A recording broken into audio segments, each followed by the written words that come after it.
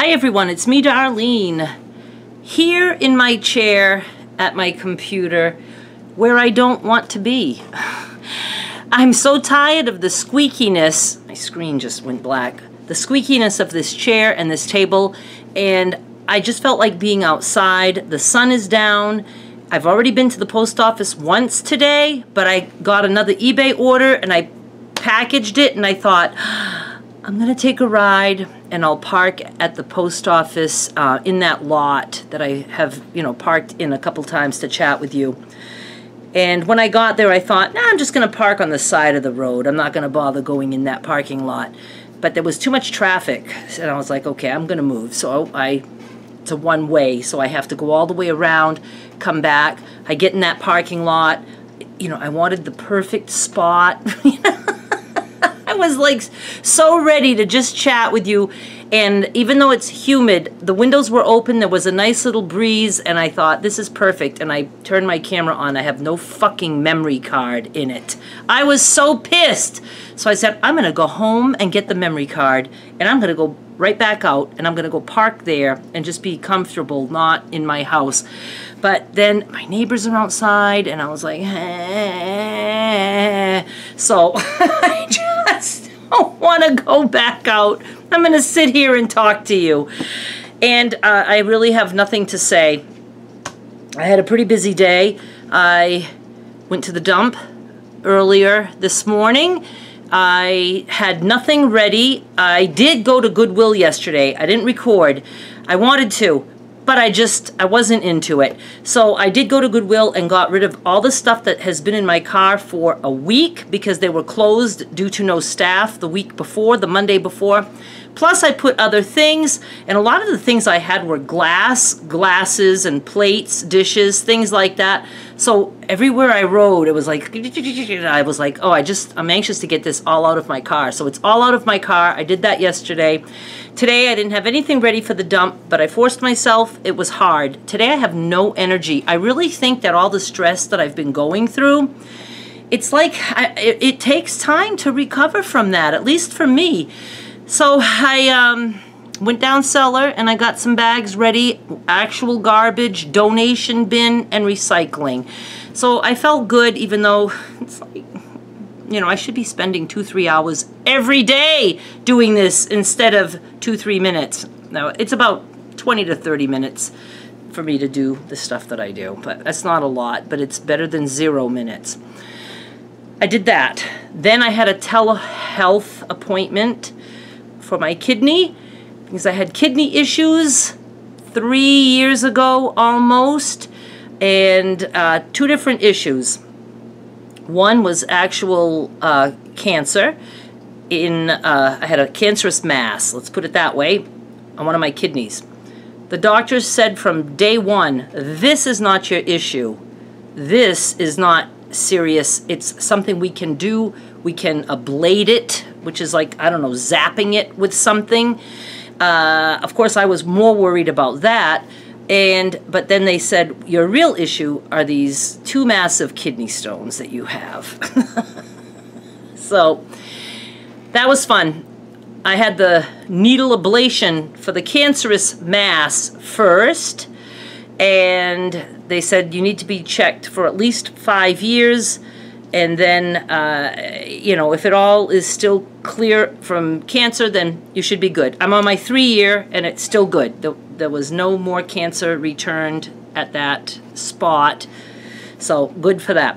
But then I had, like 3 months later, I had surgery to remove the stones, and they insisted it was because I eat just meat. Insisted. And if you don't change your diet, that's going to grow right back. You're going to have those stones again. So I did a lot of research, and my stones ended up being 100% uric acid, which is from high protein. But they are also like the only stones, maybe not the only, they can possibly be dissolved by changing what you eat. So I had a urologist. That was the one who did the surgery. And then, so we did the surgery, and I was like, good, we're done. He says, we got the stones, we're done. let's see, that was in December, January, February, March. In March, they do another scan. I have 2 more stones the same size as the other ones. And I was like, are you sure you actually took stones out of there? How can anything grow so fast? I'm still not convinced that I grew new stones. I still think that they somehow missed the stones. I don't know, and left them in me. So whatever it was, they said, you need to have surgery again. And I'm like, I'm not having surgery. They're like, well, if you refuse to, you know, stop eating so much meat, you're going to probably have to have surgery every 6 months. Those stones are going to keep growing back. And I was like, So at least this time they tested the stones because, oh yeah, they had to have taken stones out of me because he sent the stones in for whatever, to check and see what they're made of. And that's how we discovered they were 100% uric acid. So they sent me to a different, I can't remember it at all, a different kind of kidney health doctor. And no, wait a minute. The actual urologist first said, let's try this. We're going to put you on what is basically baking soda in the form of pills. I could have actually just taken baking soda from a box if I wanted to. Try that. That could help dissolve or at least stop them from growing because they didn't want them to keep growing because then, you know, the surgery is a little bit more complicated or whatever. They could have done it a different way because they, you know, I don't know. It was just, I didn't even want, I don't want to have another ride. I don't want to have to get another ride for any kind of procedure. That's the part I don't like, is the ride. So, I took those, it did nothing. They sent me to this other kind of kidney doctor that I can't come up with a name for at this point. And they suggested potassium citrate or citrate. I never know how to pronounce it. It's pretty much like a big heavy dose of citrus fruit is what it is like. And fine and dandy, I took it. I got so inflamed that all my joints started hurting. Not only my knee that is easily able to be hurting, but my shoulders, my hips, and even my knuckles. So I said, look, I can't stay on this stuff. And it wasn't really doing anything. And so they kept saying, you're going to need surgery, you're going to need surgery. And I'm like, I'm not having surgery. I'm just not. I'm simply not. I will live with these stones. That's all there is to it. If it kills me, it kills me. I'm not having surgery. And I went to another urologist. She said, you're never going to get rid of these stones. Never. You have to have surgery. So everybody's telling me this. And then this one urologist said, try staying on those 2 meds, a concoction of both, higher dose, let's see what happens. So I agreed to do it, even though it was killing my joints. And the next scan I had, now we're talking like a year and a half later, because I was not even, more than that, almost going on 2 years since I had the surgery. So at least a year and a half that they've been bugging me and constantly having to go for blood work to make sure that I'm not losing my kidney function. And, you know, they just didn't understand why I just wouldn't have surgery again and why I wouldn't stop eating meat. And I was like, I don't think it's the meat. I just don't believe it. So I had a scan and they were gone completely. They said they've never heard of such a thing. And I'm like, what the fuck? You know, it's just, I don't understand. So now I was convinced that they never really grew back, you know, because now they're magically gone. So this is a year ago. Yes, because it was like pandemic time.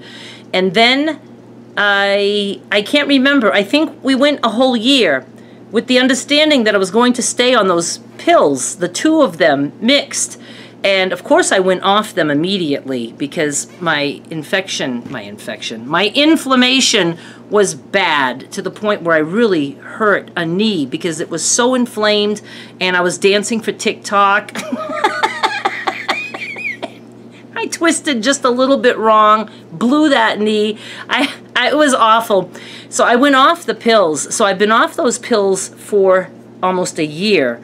And I had to go have my scan, and I was so petrified. I'm like, I haven't even been taking any of those pills, and I'm sure those stones are back. Zero evidence of any stones. Zero. And the cancerous mass, which it's funny because I've seen the x-rays. You can still see where that mass was, but it's like clear. And if that fills and looks more solid, that means cancer is back. But it's still clear. Everything is good. Everything was good. My labs were good. Everything was good. And I'm still eating just meat, and I'm not taking any of those pills that make me swell up and become very inflamed and have joint pain. And they're gone. Wasn't that an interesting story? But it was scary at the beginning. It was scary for a while. I even had Derek come in from, at the time he was in Memphis, I had him come in to take me to the hospital for the surgery. I was like, and it was going to be an overnighter, and, I thought, he can be here with my mother. So, but yeah, that was an expensive surgical procedure. Oh, and that's right. Whatever insurance I had at the time had to have a certain code, and they said they would code it that way, and they didn't code it that way. I'm telling you, this is how things go wrong for me. So I got a bill for $36,000, and they kept saying there was nothing they could do about that. And I'm like, but you coded it wrong. Oh no, they must have done something else that required that code. I'm like, you can't just have doctors changing codes or the hospital changing codes without telling me. I was considered an outpatient even though I stayed there overnight. There was not like a full-on registration, but they coded me as something else. So it wasn't covering it, and I had to fight that. I mean, it took a while, and I was like, I'm not paying this. That's all there is to it. I don't care about my credit. Well, I do, but I wasn't going to pay $37,000 for something because it was coded wrong. And after I fought it and fought it and fought it, somebody said, I'm going to change the code, and we're going to submit it again. I'm like, you can do that? She's like, yeah, we put the wrong code. I'm like, what the hell? I mean, seriously. It's like, why did I have to go through all this? Why couldn't somebody else know they put in the wrong code? Yeah, so then there was that. All right, so I don't know what even made me talk about this. I don't have any clue. Oh, because today I had a telehealth appointment. That's right. Via Zoom. That's another thing that the pandemic spoiled me by having appointments on Zoom. Is like, to me, there's no reason to ever go into a doctor's office again. I told them, she's like, they'd like you to come in. I said, if they need to talk to me in person because it's bad news, I'll go in. But if there's no bad news, I'm scheduling a telehealth, and we'll go with that. She goes, that sounds fair. So she scheduled me, and I was just like, please, nobody call me, and nobody did. So today I was confident that I was getting good news, and I did. Then I went to see my mother, and I stayed there only about 45 minutes because it's very hot. Forgot when Derek was here for us to bring an air conditioner there. They don't supply air conditioning, and there's no central air in Maine and places like that. So I told her, and at the time it wasn't really that hot, but I said, Ma, it's going to get hot. But today it's hot and humid, but even so, she still had a little Afghan on her lap. So she's like, I'm comfortable. She has a fan, and, I know when you get older like that, you're not as hot. I was fucking sweating. I was like, oh my God, Ma, I can't stay in here. So I left, and I had a couple of phone calls today, and hopefully I will have an update about now the issue I'm having with my realtor, and I will hopefully find something out tomorrow, and then I can fill you in on that. And now I'm just sitting here talking to you. I have cut fabric. I got a few eBay orders today. I wanted to put another penny auction up, but I didn't, and now I don't have the lighting to do that. I shut the camera off for a little bit, thinking about, like, is there anything else I can talk about other than my kidneys? And I'm going to read an email to you. This is an example of an email that others would think was just so nice, and I'm going to let you know why it drives me crazy. Drives me fucking crazy. And I get mail like this, emails, and actual mail. I'm kind of mad that I threw away the last snail mail I got. It was like, What the fuck? I just don't understand people. I just don't. I don't. It's why I don't like to be around people. This is a person. I'm not going to name her name. I don't even know. I only have an initial and then a last name. It's just, I guess, some advice or suggestions, which I absolutely hate. Did you consider apartment living? Noises from above and others? Noises from above and others? I don't even understand that. Does she mean noises from above and noises from others? I don't want to hear those kind of noises. Yeah. Did you consider apartment living? Noises from above and others? Now here comes my plan. She's got it all figured out for me. You could rent out half of your house, pay someone to shovel snow, and you could stay in your own home. So let's break this up. Rent out half of my house. Do you think that I want to do anything like that? I can't think of anything I would hate more. I am trying to get away from any kind of responsibility. I am so, I mean, I just can't imagine having someone live on my mother's side of the house. And what if they'd want to talk to me? Oh my God. I just, so this person, I think she thinks she knows me, but she obviously doesn't. I mean, not even a tiny little bit. And to be responsible for collecting rent and all that shit. I had a fucking rental property that almost put me in an early grave. I don't want to go through anything like that, ever. Ever again. Pay someone to shovel snow. That means I have to make a fucking phone call. I don't like to make phone calls. I have to find somebody who's going to be reliable and who will come here. Yes, I know. I can pay people to shovel and pay people to plow. Do you think I don't know these things? I live and grew up in Maine. I understand that there are such things as snow plows and shovelers. I don't want to contact any of them. Again, a responsibility that I don't want. And you could stay in your own home. That is falling apart, falling down on my head, literally upstairs in the hallway. There's a whole big patch of plaster. That's not drywall, plaster, because they used plaster 100 years ago. That completely fell, and I see bare wood there. There's just, oh God, I shouldn't be saying this with my house for sale. I don't think anybody who's interested in buying this house is watching. So see, that was all a waste of my time. What it is that I don't like about these emails, when I see an email, I instantly panic. It's like, what is this going to be about? And I have to open it, and then it's just this. And it's like, what? What the fuck? Why do you have to send me these things? And then she says, oh my God, pardon for intruding. So see, I hate that. She knows this was like an intrusion. She did it, and then she thinks it's okay because she said pardon. Pardon for the intruding. No, pardon for intruding, but I follow you for quite a while. That's exactly how she wrote it. Thank you for your quilt demos and feel we are friends.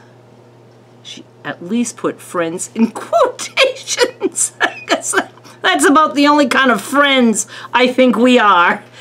Best wishes and contentment, whatever you decide to do. Love, GR. I'm glad I read this because it irritated the hell out of me. And I wanted to reply to her because I used to do that. But I don't anymore because it's like, you know, I do have a business. But the thing is I would not mind losing a customer. As a matter of fact, I looked up everywhere that I could find. I only know G and her last name. And I found somebody with that last name in my my Facebook group, and the first name started with G, and I don't even care if it's the right one or the wrong one. I blocked them because it might be her.